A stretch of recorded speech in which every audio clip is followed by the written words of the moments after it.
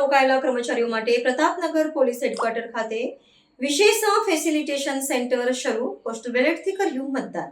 આગામી 26 એપ્રિલ 2026ના રોજ યોજાનારી વડોદરા મહાનગરપાલિકાની સામાન્ય ચૂંટણી પૂર્વે ચૂંટણી પ્રક્રિયા સાથે પ્રત્યક્ષ કે પરોક્ષ રીતે સંકળાયેલા કર્મચારીઓ પોતાના મતાધિકારનો સુગમતાથી ઉપયોગ કરી શકે તે માટે વિશેષ વ્યવસ્થા ગોઠવવામાં આવી છે.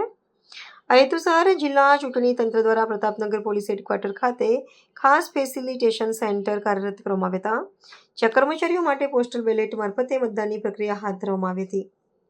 જે કર્મચારીઓએ અગાઉથી પોસ્ટલ બેલેટ માટે અરજી કરી હતી અને નિયમ અનુસાર તેમના સરનામે મતપત્ર પ્રાપ્ત થયા હતા, તેઓ માટે સવારે 9 થી સાંજના 6 કલાક સુધી આ કેન્દ્રો પર મતદાનની સુવિધા ઉપલબ્ધ કરાવવામાં આવી હતી.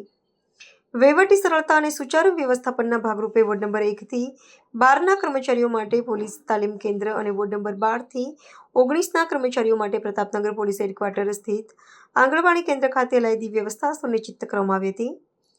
ચૂંટણીલક્ષી અતિ મહત્વપૂર્ણ કામગીરીમાં વ્યસ્ત રહેનારા કર્મચારીઓએ તંત્ર દ્વારા ઊભી કરાયેલી આ સુવિધાનો મહત્તમ લાભ લઈ વ્યાપક ઉત્સાહ સાથે મતદાન કર્યું હતું.